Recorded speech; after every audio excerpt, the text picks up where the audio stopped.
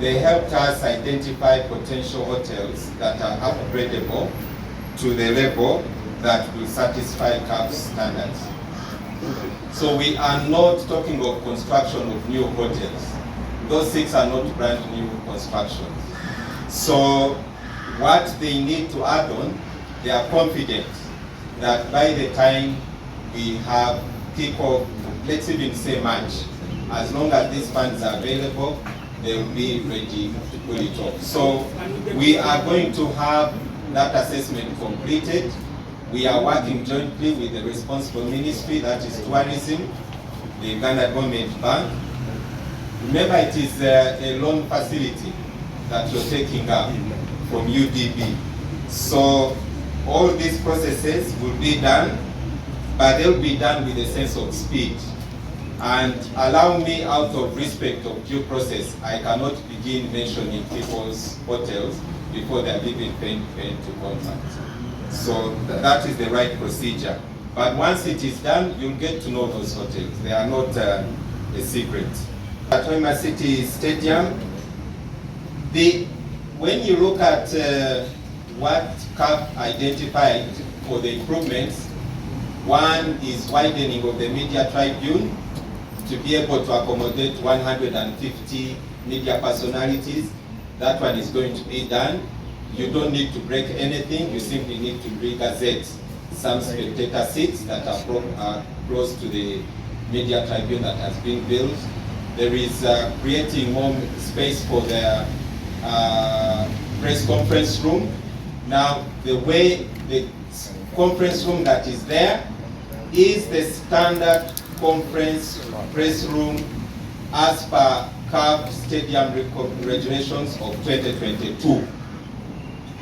It meets all the standards. However, we saw from Chan that conference room can take up to 150 to 200 people. So it is a standard practice, even in other countries that have hosted AFCONs and Chans.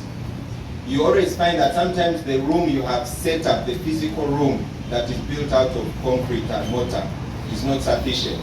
So you hire what are called VIP tents. Like we had the media center at Nambole, those of you who came, that media center was for 500 people. Those of you who went to AFCON 2025 in Morocco, their main media center was actually an indoor arena.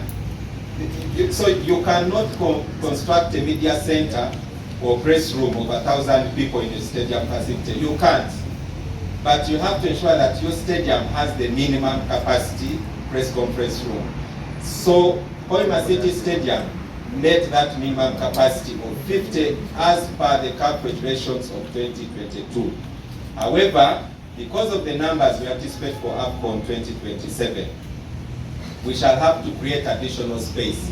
Now, the contractor will tell us whether that space can be gained within the existing facility, but if not, we already have a good plan B, which we have budgeted for, and it works. It has worked in all other tournaments. So there is no need for worry about that. Example, the area that we have earmarked for the media center at Hoima City Stadium is the indoor arena. That indoor arena is around 2,500 seater. So we are going to gazette it as a media center for Hoima City Stadium. The other things that CAF identified in its inspection report had to do with separation of floor, VIP, media, etc. Those are very, very simple things to be done. So I, for one, I would encourage you, kindly don't really feel uncomfortable with the correction of that. All will be done. Good enough, in the way we structured the contract we signed with FUFA, with Suma construction company, there is a window within the funds that are yet to be paid them, that they can make all those corrections without an extra cost of the government. So, however, should Suma deem that this is out of scope, they will let us know. And they will let us know. But really, if you look at all the things that CAF identified, there was nothing so major that should make anyone lose their sleep. The Akibowa Stadium readiness, we are on schedule to ensure that Akibowa State Olympic Stadium is complete together with its training facilities. The training facilities are Peche Stadium, Gulu University Stadium, and Lira University Stadium. Akibowa Olympic Stadium has an annex of the training facility with it. So all the facilities required for matches and training for Akibowa cluster will be ready by AFCON 2027. And good enough, the money is there. We are also committed, and we got that commitment from the government, that Gulu International Airport funds will be sourced for and provided, because that stadium also needs an international airport.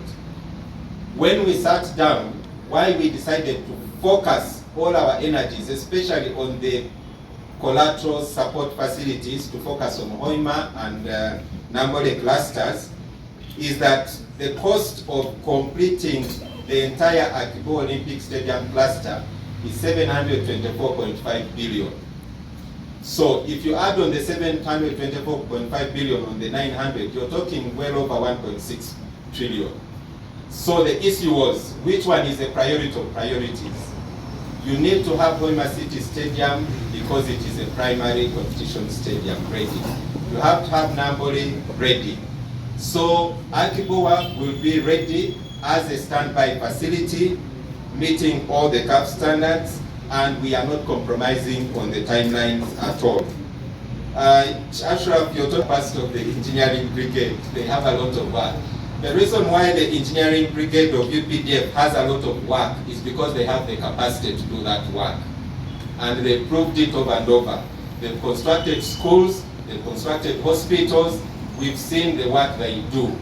We saw what they did for Chambogo University Training Facility. We saw what they did for Nambole. That pitch was the best pitch in Chan, that Nambole Stadium pitch. The training facility is world class.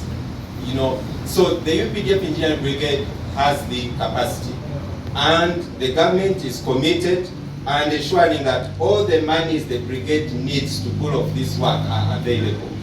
You can see those of you who have been able to visit Chambogo, progress is already going on well for phase 2 and Makerere University. So, and City Stadium cluster of training facilities. Sakito Winyi, Hoima City and Masindi Boma Ground. Masindi Municipal Grounds and Hoima Boma Grounds. Then how do we market? As I was saying in my remarks, we have a comprehensive plan of marketing and promoting AFCON within the resources I've already talked about, the 109 billion. We have a communication strategy in place that will see us work with over 70 radio stations. They are not yet identified, so don't ask me which ones are they. We shall work with television stations that have wide coverage to promote the tournament across this country. We are going to brand all several cities. We are going to brand all the entry points. We shall do a lot of branding in line with CAF standards for branding. The 109 billion you heard about, government made a decision that all branding, official branding by government, will be done by the local organizing committee. So you'll not see funds for branding allocated to any other agency. It is only the law. And we shall be working under strict guidance of CAF. The schedule, as long as we have this commitment from government that the funds will be available, and you'll see from the pace we are using with the establishment of the training facilities, be comforted that these roads, the training facilities, the hotels will be done on schedule. We are not the ones who are going to get contractors for these hotels. Remember, individuals are borrowing money to upgrade their hotels. So all we shall be doing is giving technical supervisory support to these proprietors. The other point you need to note, CAF is not marking us just on completion. They are marking us on readiness, on progress towards readiness, towards completion. So those of you, good enough a number of you here sports journalists, you've been to several AFCONs. There's no reason for pressing the panic button more than a year ahead of kickoff. We feel good. We have the political support. The money is on our side. We promote our brand Uganda along AFCON. The reach is immense. AFCON 2025 alone had over 6.1 billion views on various digital and TV platforms. So for us to be able to reach such an audience, we need to invest in it, and the return from investment is sure on that. The government has also committed to waive the requirement for visa fees for all and any visitors to Uganda for a period of 3 months, starting with 1 month before AFCON, the month of AFCON, and 1 month after the final match. So that 3-month window, all and any visitors coming to Uganda will be exempted from visa fees. And as Pamoja, we are also working on having a special purpose joint Pamoja visa. So we are in negotiations with our sister countries and our sister local organizing committees to engage their respective executives and authorities in their countries for us to see that we have a joint Pamoja visa. We are glad to report that for us as Uganda, the Cabinet has already endorsed this position and they are supportive of the joint Pamoja visa. In a nutshell, from the information we have just shared in this briefing, it is obvious that government has overwhelming commitment to the realization of a ready environment in Uganda for the successful co-hosting of Total Energies CAF AFCON Pamoja 2027 tournament. And we would like to assure our people, listeners and viewers, that CAF right now is not assessing us on readiness. They are assessing us on preparedness towards readiness. How much progress are we making? So the key milestone now will be August 2026. They'll come, give us feedback, see how far we've gone from February when they last visited and inspected us, and they'll return again. So we are in continuous engagement with CAF. The nature of our business is that we cannot conduct all our business in the media. There is a lot happening in the kitchen. But we only want to come out to the media when we have concrete positions to communicate to you. It is not good to communicate on speculation. So as much as possible as a local organizing committee, speculation. Speculation is very risky when you're playing at a continental stage. So even as we work with you, the media, if you have any questions, please reach out to the local organizing committee. You know us.